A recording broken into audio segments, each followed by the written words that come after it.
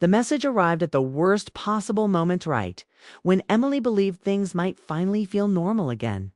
Her phone buzzed on the kitchen counter as the evening news played softly in the background. She glanced at the screen, expecting a reminder or a work alert. Instead, she saw her brother's name, Daniel, the brother who used to protect her, the brother she trusted more than anyone else. She opened the message, and within seconds, the room felt colder. Emily, it's probably best if you don't come on the trip. It would be uncomfortable. I hope you understand. Her hand tightened.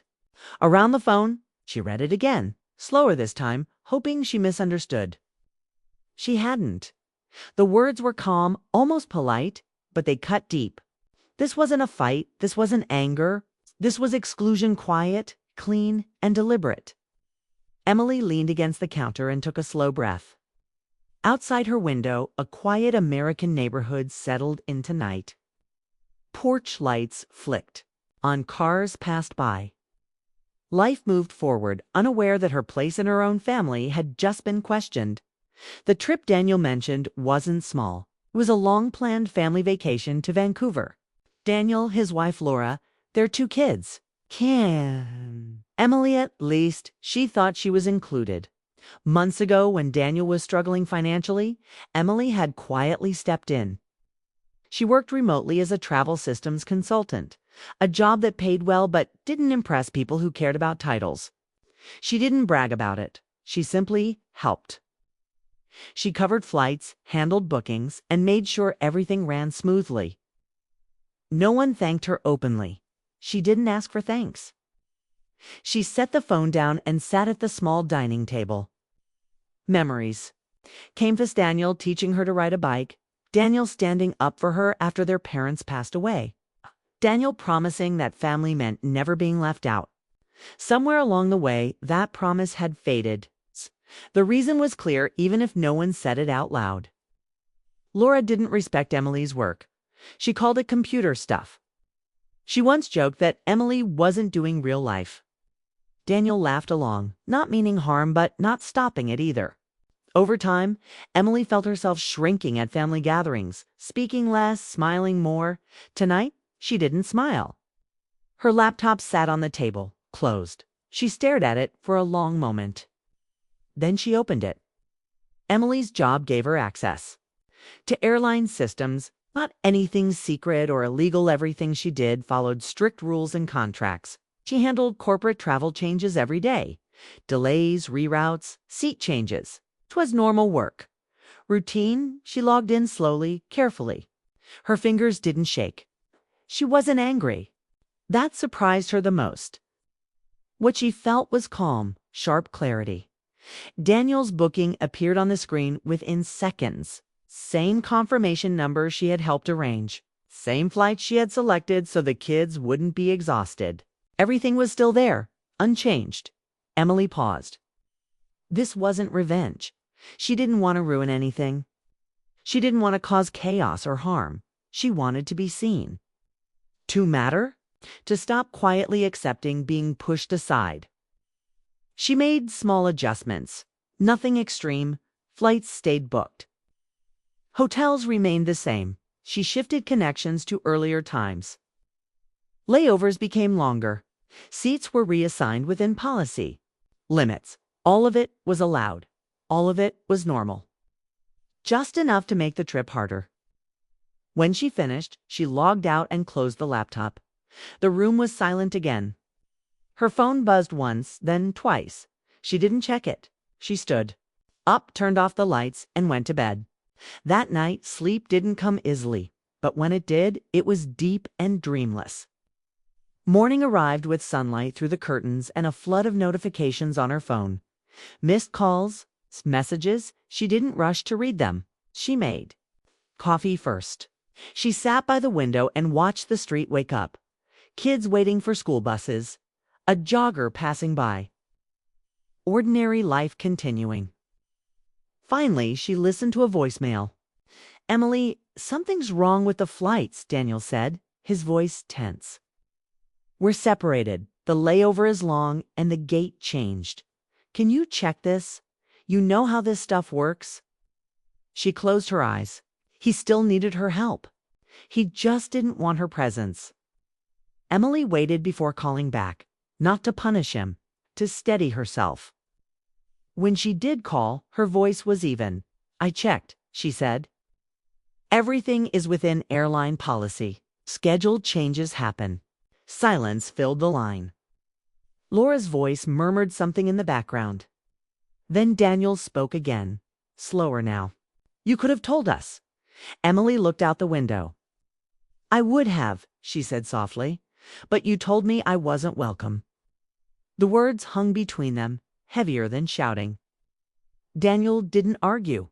He didn't defend himself. Only exhaled. "I didn't mean it like that," he said. "I know," Emily replied, and she truly did. That didn't make it hurt less. They ended the call without resolution. The trip went on. Emily stayed home. She worked. She lived. She let herself feel the sadness she'd been avoiding for years. Not just about the trip, but about always being the one who helped quietly, who stayed flexible, who accepted being optional. A week later, a knock came at her door. Daniel stood there alone, travel bag still slung over his shoulder. He looked tired, older, not defeated, but thoughtful. "I'm sorry," he said. "I forgot who you are to me." Emily studied him for a moment, then she stepped aside and let him in. For the first time in a long while, she didn't feel invisible. The airport was chaos, but Daniel didn't notice at first. He was too busy juggling 2 kids, luggage, and a mounting sense of frustration. Flights had shifted. Connections were longer than expected, and seats were no longer together. Laura muttered under her breath about the inconvenience, while the kids complained about being tired before they even boarded. Daniel's phone kept buzzing in his pocket, but he ignored it. He didn't want to call Emily. He thought she wouldn't answer. Or worse, he assumed she wouldn't care. Emily woke that morning with a strange sense of calm. The sky outside her window was soft and blue, the early sunlight spilling across her apartment.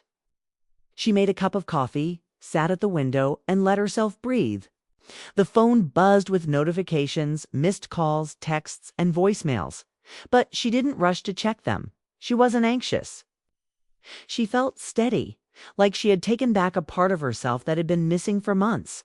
Finally, curiosity. 1. She played the first voicemail. It was Daniel. His voice was tight, strained, like he'd been running in circles for an hour and couldn't find the exit. "Emily, something's wrong with the flights. We're separated. Layovers are too long. Seats? I don't know. Can you help? You always know what to do." Emily closed her eyes and let the words settle. He needed her. He didn't want her there, but he needed her. She smiled faintly and called him back. Her voice was calm, measured, professional. "I checked everything's within airline policy. Changes happen. Nothing is wrong. It's just schedules adjusting." There was silence on the other end. Daniel didn't argue. He sounded frustrated, exhausted, and just slightly humbled. Laura murmured something irritated in the background. Finally, Daniel spoke again, softer this time. "You could have told us. We would have figured it out." Emily didn't hesitate. "I would have," she said. "But you told me I wasn't welcome." Daniel's exhale was heavy, long. It wasn't anger. It wasn't even guilt yet. It was the weight of realizing he had underestimated someone he cared about deeply. He said nothing more. Emily hung up and set her phone down. Outside, the street glimmered in morning light. People walking their dogs, driving to work, living ordinary lives. For Emily, the small window of her apartment felt like a sanctuary, a place where she could finally just exist for herself. The trip continued without her. Daniel and Laura navigated the longer layovers, the separated seats, and the tired children. With mounting stress, everything was still within rules. Nothing was broken. Nothing was dangerous. Yet the inconvenience made them realize just how much they had taken Emily's presence for granted. She had planned the original itinerary perfectly, thinking about comfort, efficiency, and the kids' moods. Without her, the flaws became glaring. Every delayed flight, every long corridor to the next gate, every tired and cranky child reminded them of the absence they had ignored. Emily didn't gloat. She didn't celebrate. She worked quietly from home, her laptop open as she managed corporate clients, adjusted schedules, and made real decisions that mattered in her life. She cooked meals she enjoyed, took walks she wanted to take, and finally allowed herself to feel the sadness she had buried for years. Not just about being excluded from the trip, but about always being the helper, the fixer, the invisible one. She realized she had been bending herself to fit expectations that weren't hers. She let herself reclaim the space she deserved. The days passed slowly. Emily felt a strange mix of relief and longing. Relief for having asserted herself and longing for the family connection that seemed just out of reach. Then one evening, there was a knock at her door. She wasn't expecting anyone, and her heart skipped. When she opened it, Daniel stood there alone, travel bag slung over his shoulder. Looking older, more thoughtful, humbled in a way that words couldn't fully capture. "I'm sorry," he said immediately, almost stumbling over the words. "I forgot who you are to me. I didn't realize." Emily studied him carefully. She didn't speak right away. She looked at the face of the boy who once promised she'd never be alone. It's now grown, yet learning lessons she had learned quietly years ago. Finally, she stepped aside and let him in. Daniel sat down hesitantly on the couch, dropping his bag with a thud. He ran a hand through his hair and looked around the apartment, noticing details he had ignored in the past. Photos, books, plants, similes. World, her choices, her life. He was suddenly aware that she had been living fully, independently, and intentionally. "I'm sorry," he repeated, softer this time. "It's not just for the message, but for everything. I didn't see how much you were caring for us. For me, I didn't appreciate it." Emily nodded. She didn't need grand apologies. She didn't want a show of guilt. She only wanted acknowledgement. "You don't have to fix anything," she said. "I just needed to be seen."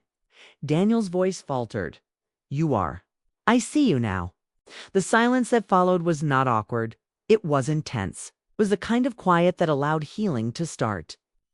Emily realized that reclaiming her dignity, asserting her place, and setting boundaries had not only protected her, but had reminded Daniel and Laura of what mattered: the presence, care, and respect for someone who had always been there. For the first time in a long while, Emily felt the warmth return. Not triumph, not revenge, not even relief. Something deeper: belonging, connection, recognition. She realized she didn't have to fight for attention anymore. She had claimed her space simply by standing still, by being herself, by refusing to disappear quietly. Daniel didn't stay long. He left with quiet humility, a promise to do better, and a newfound understanding that family wasn't just about proximity or shared trips. It was about respect, acknowledgement, and the small but essential acts that showed someone they mattered. Emily watched him leave, feeling a calm she hadn't felt in years. Outside, the sky was soft with early evening light, turning golden as the sun lowered. Life continued, ordinary and unremarkable in appearance. Yet for Emily, it had transformed completely. She had chosen herself, and in doing so, she had reminded those she loved and herself what truly mattered. That night, she didn't just sleep, she dreamed with clarity. She saw the future where she would no longer shrink, where she would no longer allow herself to be invisible, where she could hold space for those she loved without losing herself. And in that calm golden light, Emily felt the quiet power of standing firm, being seen, and quietly changing the world around her, one small act of dignity at a time. The story didn't end with arguments or shouting. It ended with recognition, with respect. With Emily finally feeling that she belonged, not because she was invited, not because she was acknowledged in advance, but because she finally claimed her place. And that claim was quiet, strong, and unmistakable.